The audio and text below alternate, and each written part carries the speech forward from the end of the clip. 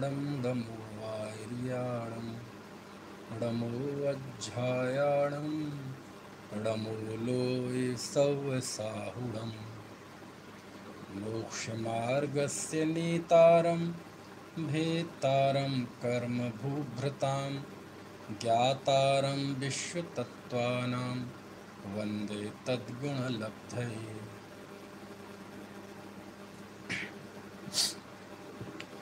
तत्वार्थ सूत्र दूसरा अध्याय। दूसरे अध्याय में पहले 7 सूत्रों में जीव के स्वतत्व बताए हैं, यानी जीव के 5 असाधारण भावों का कथन किया है। पहले 7 सूत्र हम पढ़ते हैं।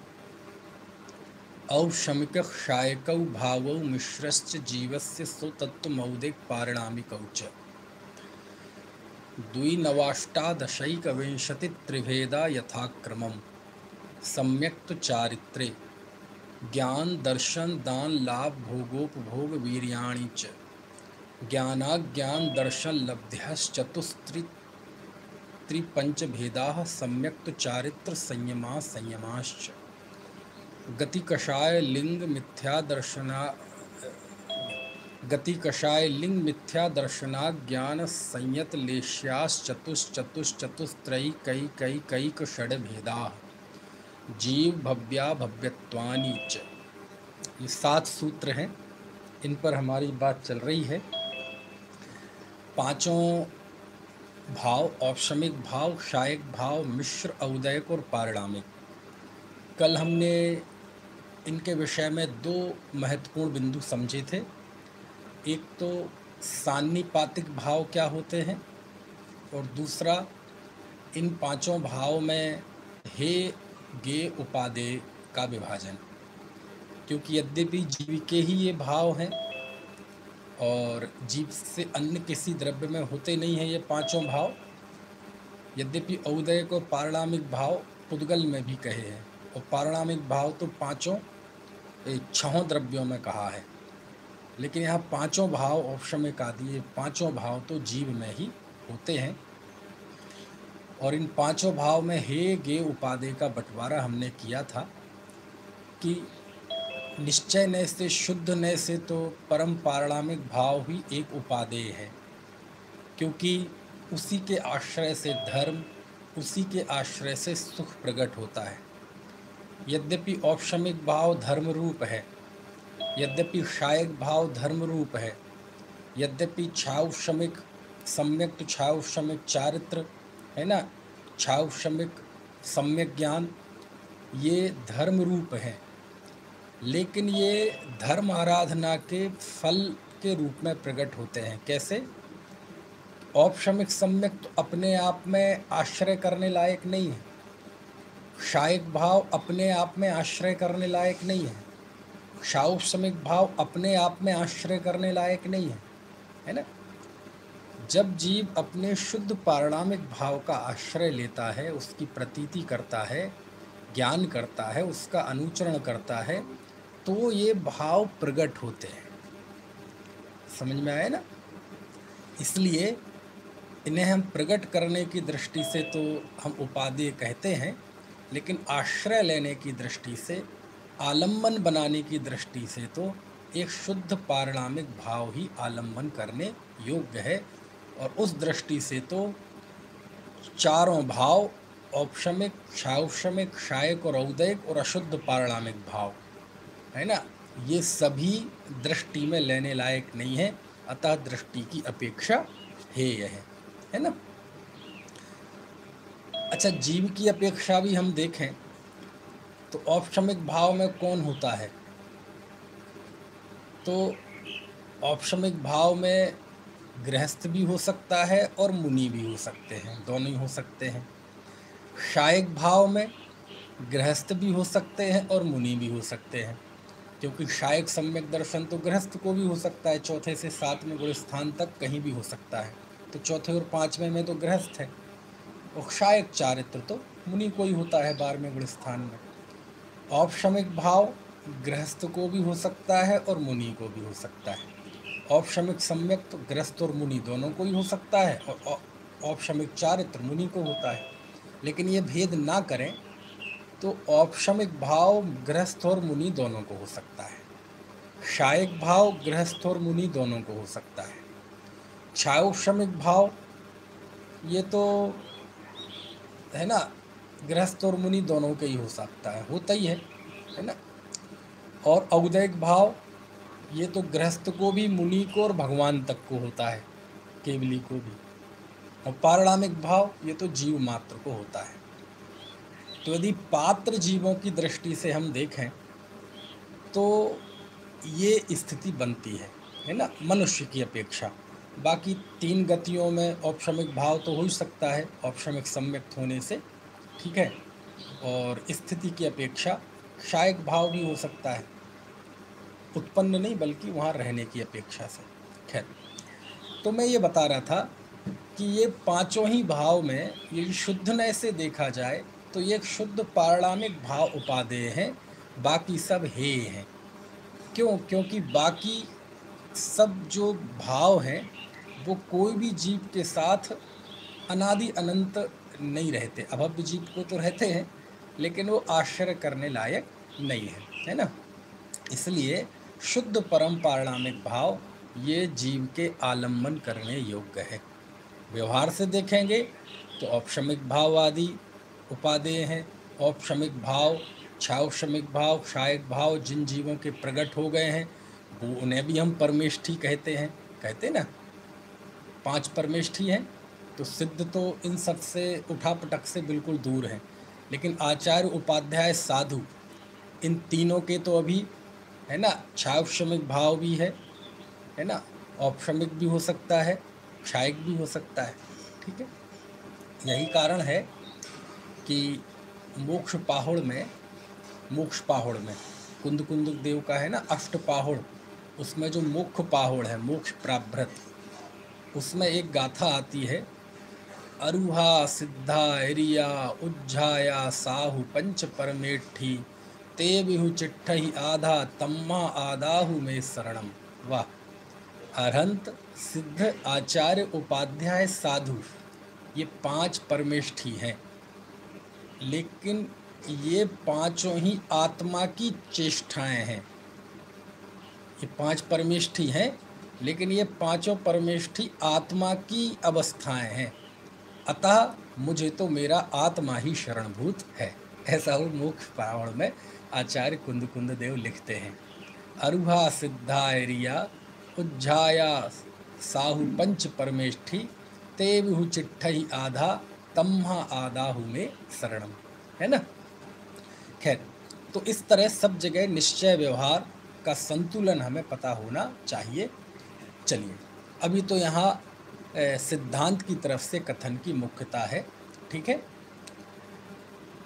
इन पांचों भावों में 5 गांठें भी कल बंधवाई थी मैंने, तो वो सब आपको स्मरण होगा। बहरहाल तीसरे सूत्र पर हमारी चर्चा छूटी थी, सम्यक्त चारित्र्य। औपशमिक भाव 2 प्रकार का है, औपशमिक सम्यक्त और औपशमिक चारित्र्य, ठीक है। चलिए, औपशमिक सम्यक्त के विषय में कल बताया ही था। अनंतानुबंधी की 4 प्रकृतियाँ, अनंतानुबंधी क्रोध मान माया लोभ और दर्शन मोह की 3 प्रकृतियाँ अथवा 1, है ना। तो इनका उपशम होने पर जीव के जो श्रद्धा गुण की निर्मलता होती है ना, तो वो कहलाता है औपशमिक सम्यक्त। औपशमिक सम्यक्त कहें अथवा औपशमिक सम्यक दर्शन कहें, वो एक ही बात है, ठीक है। और ये चारों ही गति के जीवों को हो सकता है ना। और दूसरा है औपशमिक चारित्र, ये किसको होता है? तो ये मनुष्य के अलावा बाकी 3 गति के जीवों को होता नहीं, ये केवल मनुष्यों को होता है। मनुष्य में गृहस्थ को नहीं होता, मुनि को होता है। और मुनि में भी जो श्रेणी आरोहण करते हैं, तो श्रेणी आरोहण करने वाले जीव के 11वें गुण स्थान में, जिसका नाम है उपशांत मोह, उपशांत मोह वीतराग छद्मस्त गुण स्थान, तो उपशांत मोह 11वें गुण स्थान में यह चारित्र होता है। जिसे हम औपशमिक चारित्र कहते हैं। ठीक है, इस तरह से। तो अब चूंकि वो शुरुआत तो उपशमना करना प्रारंभ तो 8वें गुण स्थान से ही हो जाता है, लेकिन वहाँ पूर्णतः कषाय का उपशम नहीं है, इसलिए वास्तव में तो 11वें गुण स्थान में ही जाके ही औपशमिक चारित्र होता है।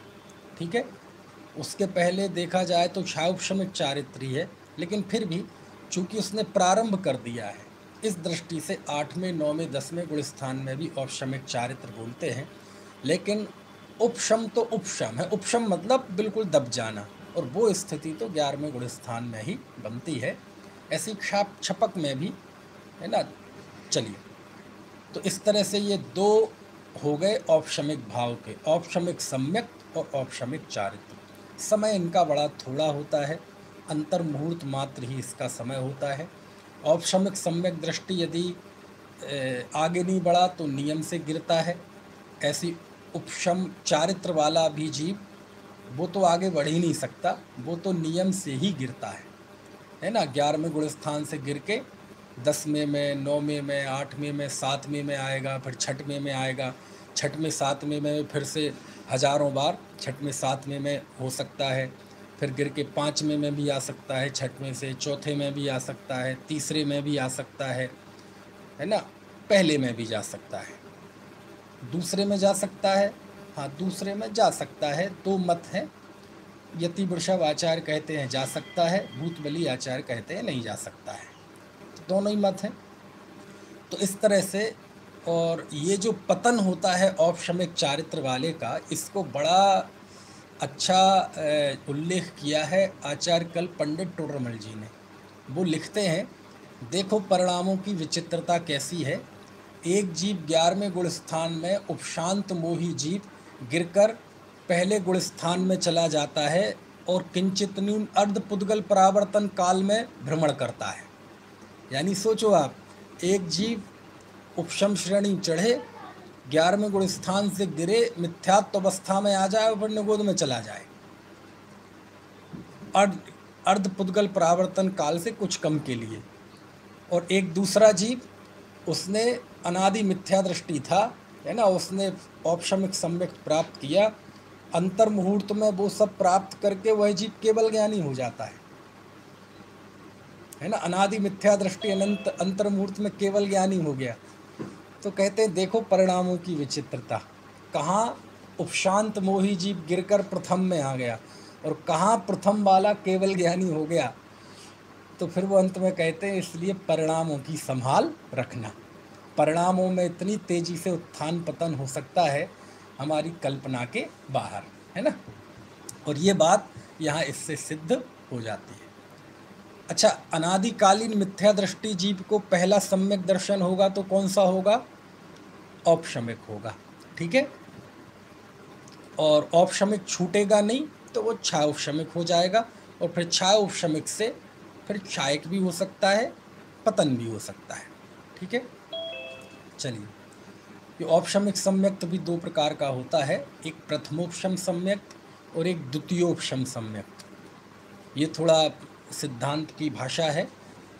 प्रथमोपशम सम्यक जिन्होंने गुणस्थान वगैरह पढ़े होंगे उन्हें ये सरल लगेगा। प्रथमोपशम सम्यक वो कहलाता है मिथ्यात्व दशा का व्यय करके जो सम्यक होता है वो प्रथमोपशम सम्यक कहलाता है। प्रथम मतलब यहाँ फर्स्ट बार नहीं, फर्स्ट नहीं, पहली बार नहीं, प्रथम का यहाँ एक खास मीनिंग है। जो जीव मिथ्यात्व का व्यय करेगा और सम्यक्त की प्राप्ति करेगा वो प्रथमोपशम सम्यक्त होगा। ठीक है ना।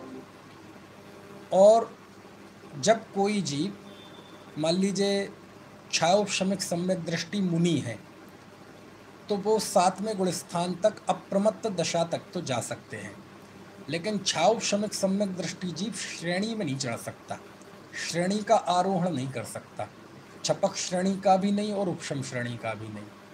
तो उस स्थिति में क्षायोपशमिक सम्यक दृष्टि श्रेणी चढ़ने के पहले औपशमिक सम्यक दृष्टि होता है, वो अनंतानुबंधी की विसंयोजना करता है।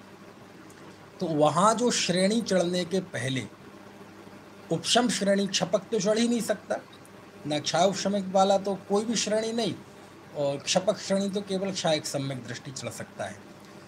तो श्रेणी चढ़ने के पहले जो सम्यक्त होता है औपशमिक सम्यक्त, उसको बोलते हैं द्वितीयोपशम सम्यक्त। उसको क्या बोलते हैं? द्वितीयोपशम, है ना। तो प्रथमोपशम सम्यक्त यानी मिथ्यात्व का व्यय करके जो सम्यक्त होता है वो औपशमिक सम्यक्त होता है, वो प्रथमोपशम। और द्वितीयोपशम मिथ्यात्व का व्यय करके नहीं, बल्कि सम्यक्त से ही जो सम्यक्त होता है, यानी पहले क्षायोपशमिक सम्यक दृष्टि था, श्रेणी चढ़ने के पहले जो औपसम्यक्त हुआ औपशमिक सम्यक्त, वही कहलाता है द्वितीयोपशम सम्यक्त। क्षायोपशमिक सम्यक दृष्टि श्रेणी क्यों नहीं चढ़ता?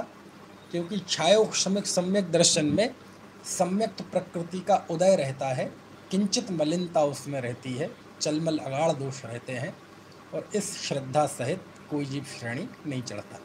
ठीक है, चलिए आगे बढ़े।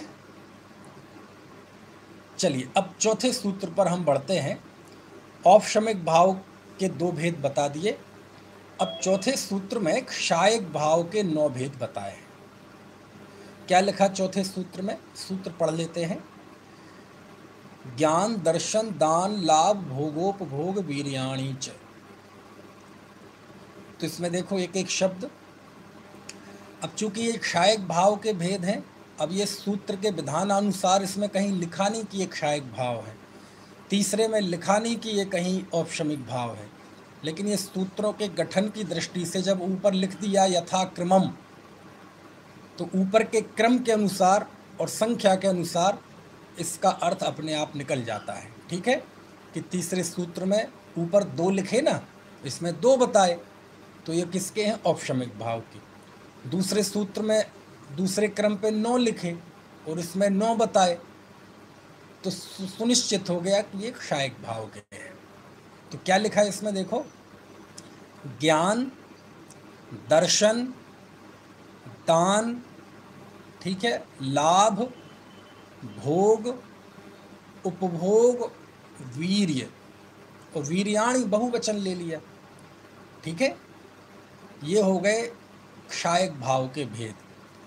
क्षायक ज्ञान, क्षायक दर्शन, क्षायक दान, क्षायक लाभ, क्षायक भोग, क्षायक उपभोग, क्षायक वीर्य। तो आप कहेंगे ये 7 ही हुए, अभी 9 कहाँ हुए? 9 होते हैं ना। तो चा से पिछले सूत्र के 2 और उठा लेना। कौन से? सम्यक्त और चारित्र, यानी क्षायक सम्यक्त और क्षायक चारित्र। इस तरह एक क्षायक भाव के 9 भेद हैं। क्षायक भाव कहते किसे हैं? कर्मों का आत्यांतिक नाश हो जाना, पूरी तरह से कर्म नष्ट हो जाना, दोबारा फिर कभी वह फन नहीं उठाएगा कर्म, है ना।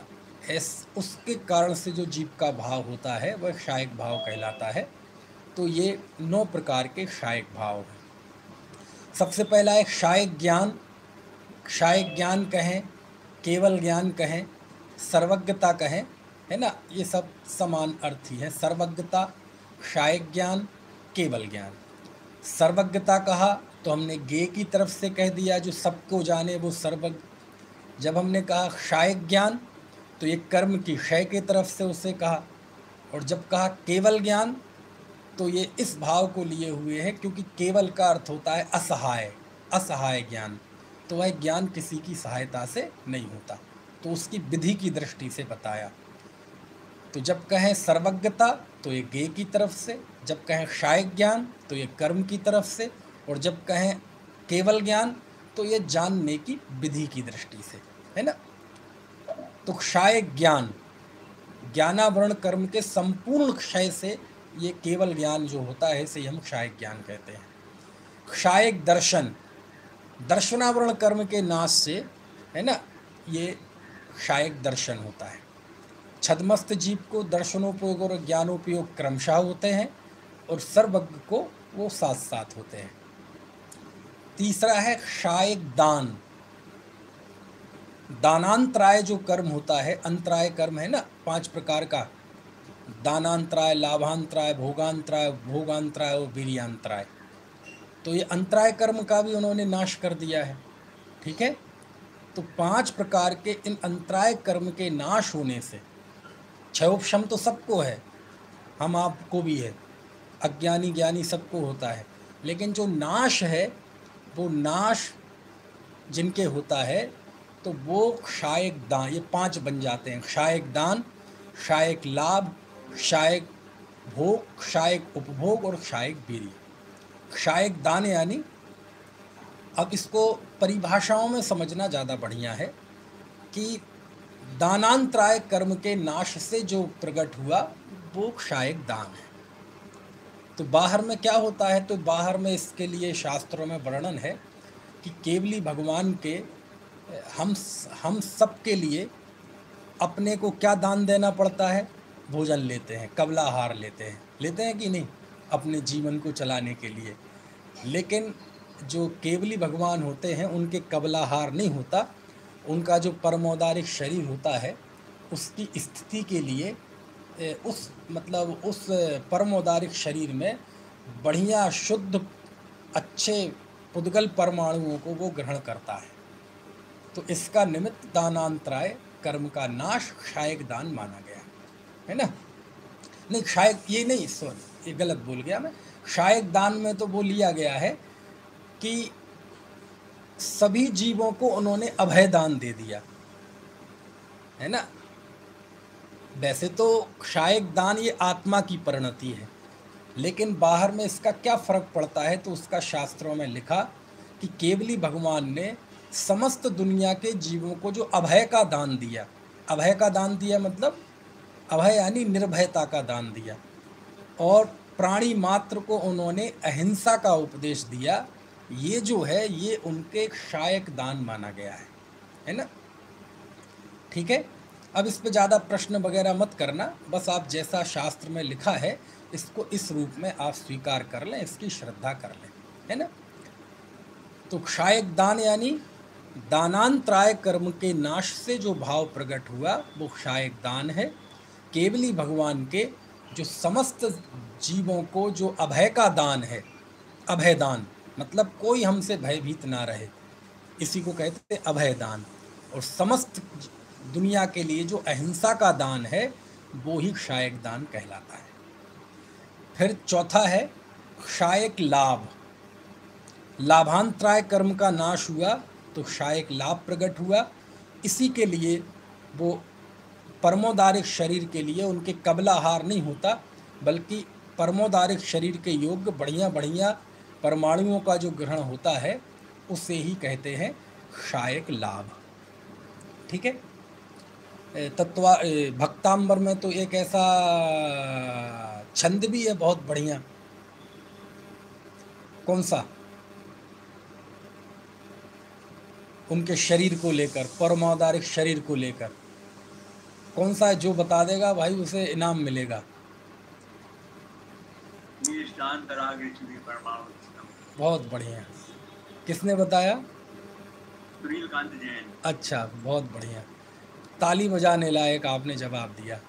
यही शांत राग रुचि भी परमाणु भिस्तम निर्माप तस्त्र भुवनैक ललाम भूत, है ना।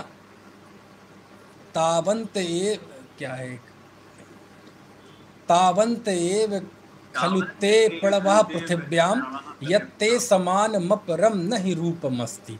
बहुत जबरदस्त है, बहुत जबरदस्त है ना, सुना है कि नहीं?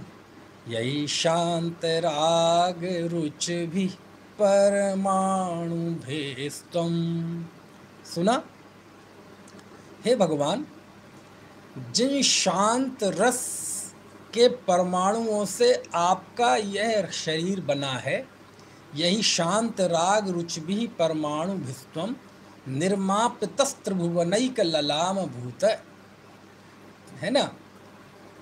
तावंत एव खलुते प्रणवः पृथिव्याम यत्ते समान मपरम नहीं रूपमस्ति, है ना, कि जिन शांत रस के परमाणुओं से आपका ये शरीर बना है और ये जो आपका रूप बना है, वो परमाणु दुनिया में उतने ही थे, समझ में आया ना, वो परमाणु दुनिया में उतने ही थे और वो सारे आपके शरीर को बनने में लग गए। क्यों कहते हो ऐसा? कैसे कहते हो कि ऐसा कि उतने ही थे? क्यों? क्योंकि आपके समान किसी दूसरे का रूप नहीं है। अब जब नहीं है तो हमने ये मान लिया कि उतने ही परमाणु थे। समझ में आया ना? बहुत बढ़िया प्रयोग है यही, शांत राग रुच भी। लेकिन उसमें जो शब्द दिया ना, शांत राग, शांत रस से बने हुए परमाणु, शांत रस के परमाणु। क्योंकि आपकी मुद्रा को देखकर सबको शांति मिलती है ना, अभय मिलता है ना, वैराग्य मिलता है, अनासक्ति मिलती है, आत्मस्वरूप में जाने की प्रेरणा मिलती है, त्याग की प्रेरणा मिलती है ना, अंतर्मुख होने की प्रेरणा मिलती है, अकर्तृत्व की प्रेरणा मिलती है, स्वरूप सन्मुखता की प्रेरणा मिलती है।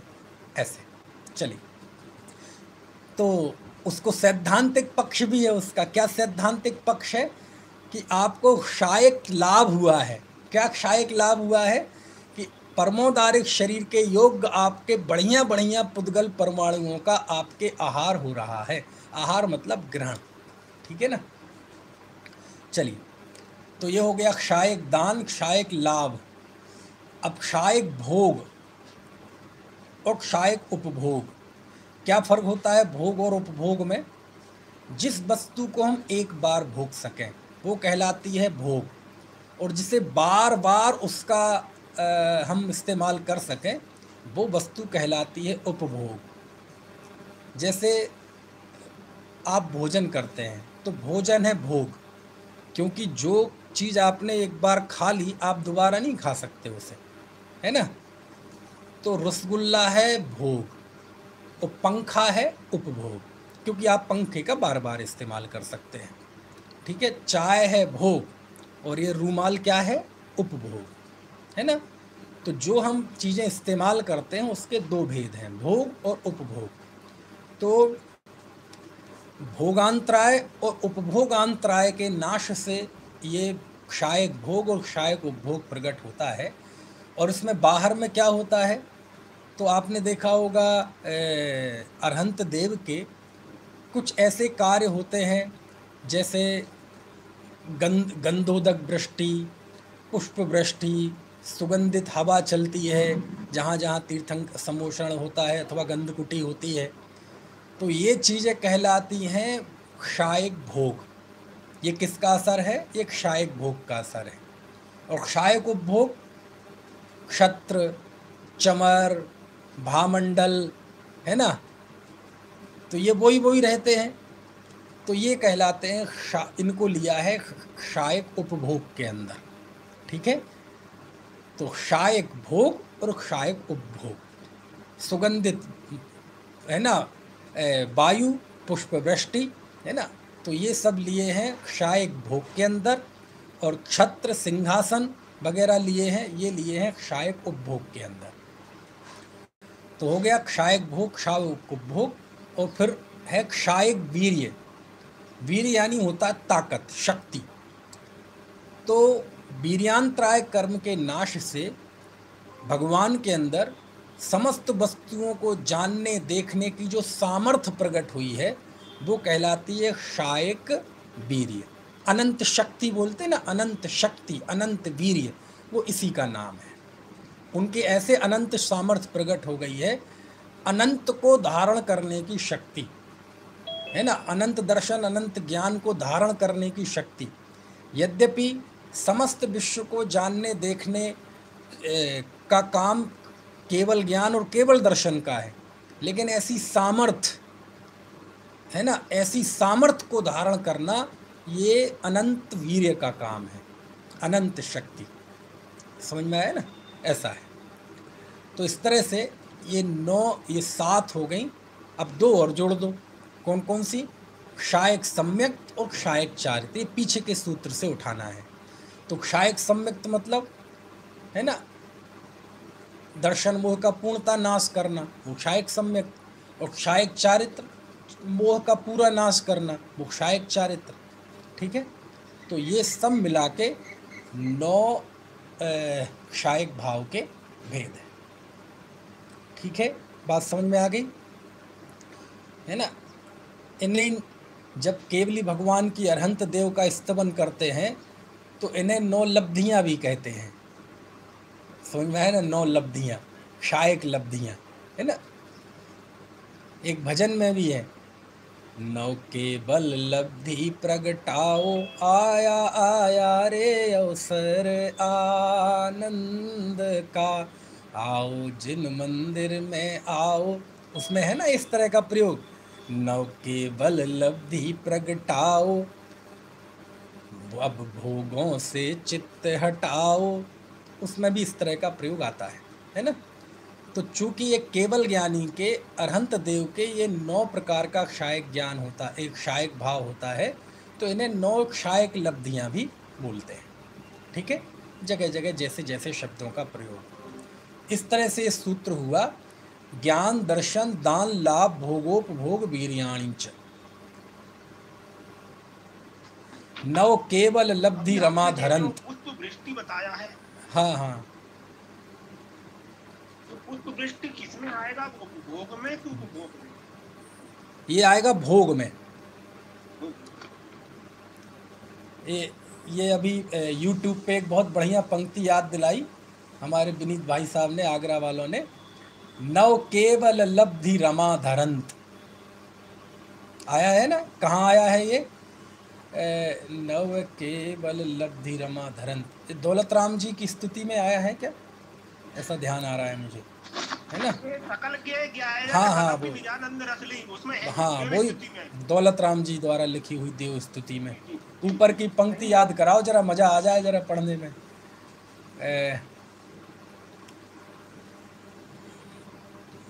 याद कराओ कोई, यदि याद आ रहा हो भाई। हाँ,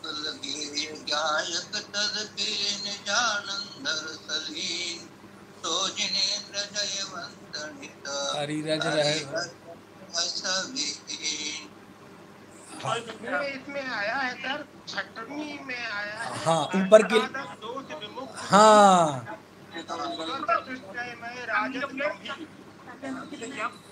सबको अनम्यूट कर दीजिए, महेंद्र जी से बुलवाइए केवल। हाँ, महेंद्र जी बोलना जरा।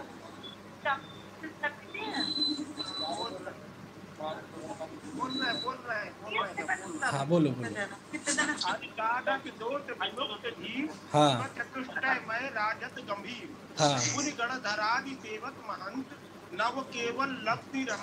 वाह वाह, मुनिगण धरादि सेवत महंत, नव केवल लब्धि महाधरंत।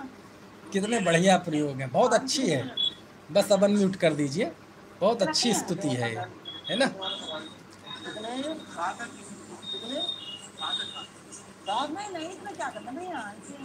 ठीक है, इस तरह बहुत अच्छी स्तुति है ये, और सबको पढ़ना चाहिए।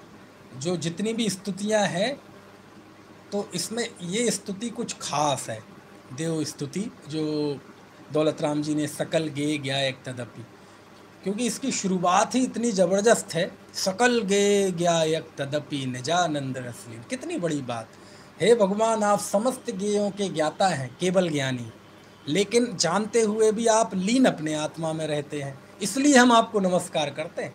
आप सारे दुनिया को जानते और आत्मा को नहीं जानते, तो हम नमस्कार नहीं करते। सकल गे ज्ञायक तदपि निजानंद रसलीन, सो जिनेन्द्र जयवंत नित, इसलिए मैं आपकी वंदना करता हूँ, है ना। चलिए चलिए, इसके बाद अब आ जाइए कहाँ पे, ये 9 लब्धियाँ हो गई।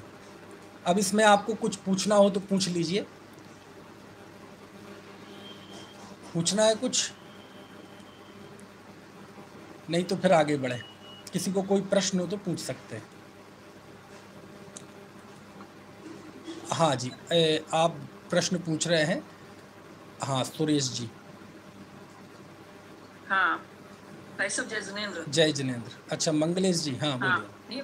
हाँ, मैं ये कह रही भाई साहब, ये जो बाह्य में समाव सर्वाणी की विभूतियाँ हैं, हाँ हाँ, ये तो तीर्थंकर प्रकृति नामकरण के उद्देश्य से प्रकट होती हैं, लेकिन अंतराय कर्म तो घाती कर्म है। अब घाती कर्म के अभाव में वो अंतर में चेतना में होना चाहिए ना प्रकट तो लब्धियाँ। अंतर में चेतना ही है, लेकिन दिक्कत यह है कि अब आपको समझाएं कैसे। जैसे उनको केवल ज्ञान हुआ, तो केवल ज्ञान हुआ तो उनके गंध कुटी हुई, दिव्य ध्वनि वगैरह हुई, है ना। और तो ऐसे ही केवल ज्ञानावरण के अभाव में केवल ज्ञान प्रकट हुआ, तो दर्शनावरण के अभाव में दर्शन प्रकट हुआ। वो तो मैं समझ गया। अब केवल ज्ञान केवल दर्शन को तो हम समझा रहे, अब लेकिन अंदर में जो दान प्रकट हुआ, लाभ प्रकट हुआ, भोग प्रकट हुआ, उपभोग प्रकट हुआ, अब इसको कैसे समझाएं? इसमें ना तो प्रद्युमन जी ने दिया है जिसका उल्लेख, क्या इसमें उन्होंने दिया है कि शुद्ध स्वरूप का अपने को दान देना वो निश्चित कायिक दान है। वो तो है ही, वो तो देखो ऐसा है ना, निश्चय स्वरूप तो सबका एक सा है। हाँ जी। क्षायक ज्ञान का भी, क्षायक दर्शन का भी, क्षायक लाभ का भी, क्षायक उपभोग का भी, क्षायक वीर्य का भी, क्षायक सम्यक का भी, क्षायक चारित्र का, है ना। एक मैंने नोट विधान किया था जी वहाँ पे देवबंद में। हाँ। तो वहाँ पर भी उनका बहुत अच्छा वर्णन आया था जी अंतरंग के परिणामों का। वो मैं समझ गया आपकी बात। अब मैं कहता हूँ अपने आत्मा को दान देना, अब इससे आप क्या समझे? हाँ, तो जो परिणति आज तक हमने अपने को नहीं दी थी वो दे दी, अपने को दे दी। प्रश्न वहीं खड़ा रहा, क्या है? बोले दे दी, लेकिन क्या हुआ? हुआ क्या? तो ऐसा है ना। तो प्रश्न ये है कि वो ये लेट क्यों हो गए साहब? बोले बस देर हो गई। तो अब ये बताओ देर क्यों हो गई? है ना। तो निश्चय स्वरूप का तो सबका एक ही है। अब अच्छा, क्षायक लाभ और क्षायक भोग और क्षायक उपभोग में अंतर करो, तो अंततः आपको शब्दों में ही करना पड़ेगा। वो मुझे पता है, वो शब्दों से ही करना पड़ेगा आपको। समझ में है ना? वो शब्दों उसमें जिज्ञासा बनेगी ना सबकी। इसलिए तो मैंने कहा आपको कि आप इन्हें शब्दों में समझ लो बस। कुछ चीज़ें केवल ज्ञान होने के लिए छोड़ दो, सारी चीज़ें आप केवल ज्ञान के पहले नहीं जान सकते, वो तो है ना। आप क्षायक लाभ का बिल्कुल स्वरूप क्या है, बिल्कुल एक्यूरेट आप केवल ज्ञान होने पर ही जान पाएंगे। अभी तो आपके बोले अपने स्वरूप को अपने में लाभ, अब बोले ऐसे दो स्वरूप होते हैं, तो वो समझने के ठीक है, निश्चय स्वरूप हम उससे समझ लेंगे परिभाषाओं में, शब्दों में, उसमें भी आपको शब्दों में ही समझना पड़ेगा, उसको भी आप एक्यूरेट नहीं पहुंच पाएंगे। समझ में आया ना। तो जैसे हमने कहा केवल ज्ञान, तो केवल ज्ञान की अभिव्यक्ति उनकी दिव्य ध्वनि में दिखाई देती है, ठीक है। तो ऐसे ही बोले केवल दान, क्षायक दान, तो क्षायक दान तो देखो असली में वो केवल ज्ञानी होने पे ही पता चलेगा। हम निश्चय व्यवहार कितनी भेद कर दें, लेकिन वो भी वो शब्दों में ही समझना पड़ेगा। तो आचार्य ने उसकी अभिव्यक्ति बताई कि जैसे केवल ज्ञान की अभिव्यक्ति में हमने दिव्य ध्वनि वगैरह को लेते हैं, है ना। ऐसे ही क्षायक दान के अभिव्यक्ति में क्या लेंगे, तो कहते सभी जीवों को अभय दान। क्षायक लाभ की अभिव्यक्ति में क्या लेंगे, तो कहते हैं गंध और पुष्प वृष्टि आदि। तो ऐसे उसको इसलिए तो मैंने बीच में कहा था कि इन चीज़ों को जैसा मैं कह रहा हूँ बस वैसा समझ लेना, वैसी श्रद्धा कर लेना, है ना। क्योंकि बहुत सारी चीज़ें ऐसी होती हैं वो केवल ज्ञान होने पे ही जान पाते हैं हम, इनका बिल्कुल बारीकी के साथ। अब उसे कह लो अपने स्वरूप को, अपनी आत्मा का दान देना, तो ये भी शब्दों में ही समझा। ऐसा कोई दान देता है क्या आत्मा अपने स्वरूप का लाभ, है ना, तो वो भी हम शब्दों में ही समझेंगे, है ना, ऐसे। ठीक है, चलिए। आप सुरेश जी पूछ रहे थे कुछ, हाँ पूछिए साहब। मैंने अभी विसंयोजन एक शब्द सुना आपको बोलने में। हाँ। एक प्रश्न है, और दूसरी बात यह है जो परमावतारी शरीर भगवान का जो रहता है, नहीं तो सभी परमाणु जितने हैं, उत्तम परमाणु उतने पूरे जो है विश्व में उतने तो उतने ग्रहण किए, फिर उसके बाद शरीर का कुछ ग्रहण त्याग होता है या नहीं? फिर थोड़ा बीच में कट गई आवाज, फिर से पूछिए जरा, फिर से पूछिए जरा। हेलो, हाँ फिर से पूछिए एक बार। एक तो विसंयोजन शब्द का अर्थ है वो मुझे ठीक तरह से ध्यान में नहीं आ रहा है, ठीक है। और दूसरी बात कि जो भगवान का परम अवतारिक शरीर रहता है, वो तो जितने शुद्ध परमाणु इसमें है उसको ग्रहण करके बनते हैं, उतने परमाणु थे उतने ग्रहण करते, फिर उसके बाद उस शरीर का कुछ ग्रहण त्याग होता है या नहीं? हाँ होता है ना, होता है। उसी की यहाँ बात है, होता है वो हाँ, परमाणुओं, उसी को आहार भी कहते हैं, 9 कर्म आहार। और उसी को आहार को कबलाहार समझने के कारण एक मत पैदा हुआ कि केवली भगवान के भी कबलाहार होता है। तो यहीं से वो बात फिसली हुई है कि वो बात है कर्माहार की और वो ग्रहण कर ली गई कबलाहार के रूप में। तो फिर वो थोड़ा सा कबलाहार का प्रसंग बन गया। ठीक है। और विसंयोजना वो अनंतानुबंधी कषाय दूसरी कषायों के रूप में उदय में आती है, तो उसको बोलते हैं हमारे। अभी तो और आएगी आगे के सूत्रों में चर्चा, उसमें और बताएंगे। वो अनंतानुबंधी की विसंयोजना करता है, मतलब वो दूसरे अनंतानुबंधी के अलावा जो दूसरी बची उनके रूप में वो उदय में आती है, तो उसको स्थिति को बोलते हैं विसंयोजना। चलिए, और किसी को कोई प्रश्न? चलिए अब आगे बढ़ते हैं। अगला सूत्र ले लीजिए, 5वां सूत्र। इस 5वें सूत्र को पढ़ते हैं। मैं पढ़ता हूँ, आप दोहराइएगा, कोशिश कीजिएगा।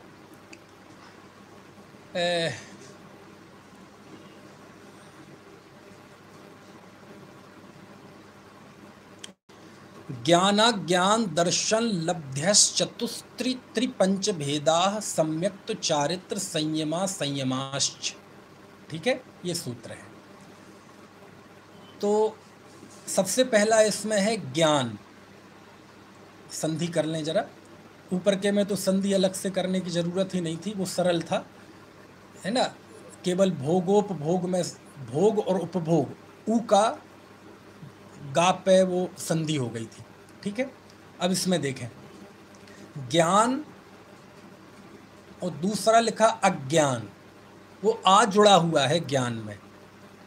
तो क्या आ गया? ज्ञान अज्ञान। फिर तीसरा है दर्शन। ठीक है, तीसरा क्या है? दर्शन। चौथा है लब्ध्य, लब्धि जिन्हें बोलते हैं। ज्ञान, अज्ञान, दर्शन और लब्धि। और फिर आगे दिखा है चतु त्रि पंच भेदा। तो यहाँ 4 लिए, ज्ञान, अज्ञान, दर्शन और लब्धि। और ये भी 4 लिए, देखो, एक चतु, दूसरा त्रि, तीसरा त्रि, चौथा पंच भेदा। तो इन चारों का उनके साथ क्रम लगा लो। तो सबसे पहला चतु, तो ज्ञान के साथ लगा लो, तो 4 प्रकार का ज्ञान। त्रि, वो अज्ञान के साथ लगा लो, तो 3 प्रकार का अज्ञान। फिर दोबारा लिखा त्रि, वो लगा लो दर्शन के साथ, तो 3 प्रकार का दर्शन। और फिर लिखा पंच, तो वो लगा लो लब्धि के साथ। ठीक है। तो 4 प्रकार का ज्ञान, 3 प्रकार का अज्ञान, 3 प्रकार का दर्शन और 5 प्रकार की लब्धि। सब मिला के देखना जरा कितने भेद हो गए। 4, 3, 7, 3, 10, 5, 15। लेकिन ऊपर तो बताए थे अष्टादश, 18। तो इनके अलावा और आगे सम्यक्त, ठीक है, 16, चारित्र 17, और फिर है अंत में संयमा 18। संयमा संयम। अच्छा, तो है ना, वो सूत्र के गठन के रूप में है। और इस तरह से ये 18 प्रकार का कौन सा भाव है? छायोपशमिक भाव है। अब ये छायोपशमिक भाव कैसे लगा लिया आपने? अरे 18 कहे ना, और 18 ऊपर के सूत्र में बताए हैं, दूसरे 7 सूत्र में यथाक्रमम। और वो किसके हैं? ऊपर मिश्र भाव के। तो उस सूत्र के गठन के हिसाब से वो अर्थ आ गया कि ये मिश्र भाव 18 प्रकार का है। 4 कौन कौन से एक बार बोल के बताना। अब इनका स्वरूप हम शाम को समझेंगे क्योंकि समय हो गया है। अभी केवल भेदों के नाम आप स्मरण कर लीजिए। 4 प्रकार का ज्ञान, मति ज्ञान, श्रुत ज्ञान, अवधि ज्ञान, मनः पर्यय ज्ञान। ठीक है, 4 प्रकार का ये ज्ञान। 3 प्रकार का अज्ञान, मतीय ज्ञान, श्रुत ज्ञान और विभंग ज्ञान, अथवा कुमति ज्ञान, कुश्रुत ज्ञान, कुअवधि ज्ञान। इस तरह से 3 प्रकार का दर्शन, चक्षु दर्शन, अचक्षु दर्शन, अवधि दर्शन, केवल दर्शन क्षायक में चला गया।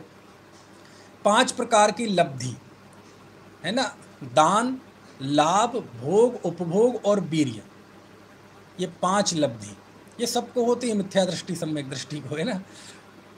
और फिर हो गए ना 4 ज्ञान, 3 अज्ञान, 3 दर्शन और 5 लब्धियाँ।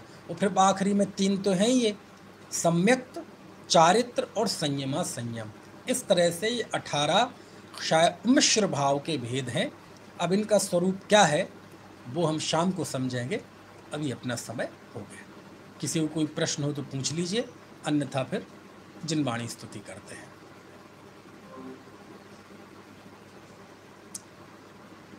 चलिए, नहीं है किसी को प्रश्न?